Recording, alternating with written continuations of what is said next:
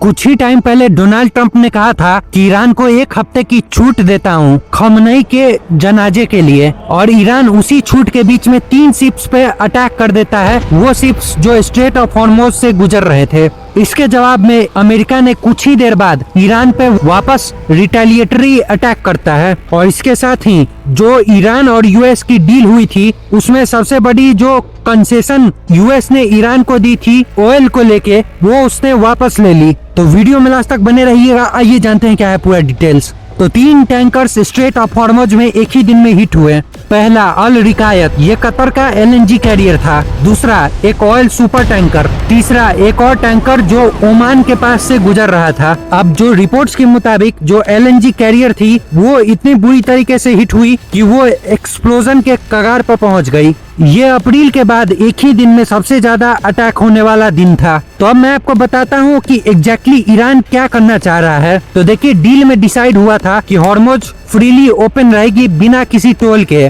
और at least 60 days तक ये ऐसे ही चलेगी, क्योंकि यूएस और ईरान की जो इनिशियल डील हुई है वो 60 डेज की है। लेकिन ईरान ने कहा कि जो शिप्स हैं वो हमारे नॉर्दर्न रूट से ही जाएंगे, और गौर करने वाली बात ये है कि ये जो नॉर्दर्न रूट है वो ईरान के पूरे कंट्रोल में है। इसके जवाब में अमेरिका ने ये कहा कि नहीं, जो शिप्स हैं वो साउदर्न ओमानी रूट से जाएंगे। अब देखिए, जिन शिप्स ने ओमानी रूट यूज किया ईरान ने उन्हें अटैक किया। अब ये जो शिप्स हैं वो एक पावर गेम का हिस्सा बन गए कि हॉर्मुज पे कंट्रोल आखिरकार किसका है, अमेरिका का या फिर ईरान का। अब देखिए, एक और चीज है जो इस अटैक को और भी ज्यादा एक्सप्लोसिव बनाती है। ट्रंप ने कहा था कि जनाजे के लिए ईरान को 1 हफ्ते की छूट दे रहा हूँ। इस छूट में कोई स्ट्राइक और कोई प्रेशर नहीं होगी ईरान के ऊपर। अब ईरान ने उसी हफ्ते 3 शिप्स पे अटैक कर दिया। ईरान के रिलीजियस लीडर्स अभी खमनई का जनाजा कर रहे थे, और साथ में हॉर्मुज में शिप्स जल रही थी। ये कोई कोइंसिडेंस नहीं था, बल्कि एक ये मैसेज था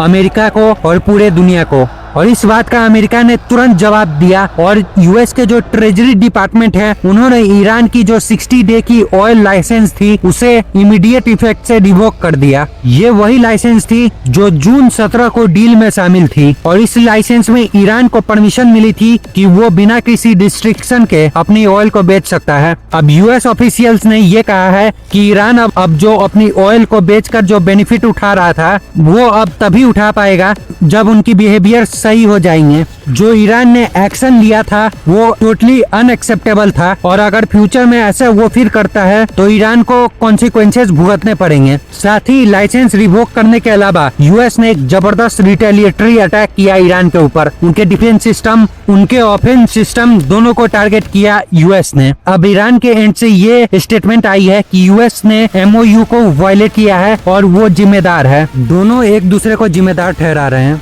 इस इंसिडेंट से डायरेक्टली ये चीज पता चलती है कि ये जो 60 डे की एमओयू है ये कितनी ज्यादा फ्रेजाइल है। कभी भी ये नौबत आ सकती है कि दोबारा फुल स्केल वॉर फिर शुरू हो जाए। तो दोस्तों, अभी के लिए बस इतना ही। मैं आपसे पूछना चाहूँगा, आपको क्या लगता है कि क्या ये डील 60 दिनों के अंदर ही टूट जाएगी? कमेंट सेक्शन में अपनी बात जरूर लिखिएगा। अभी के लिए बस इतना ही। जय हिंद, जय भारत।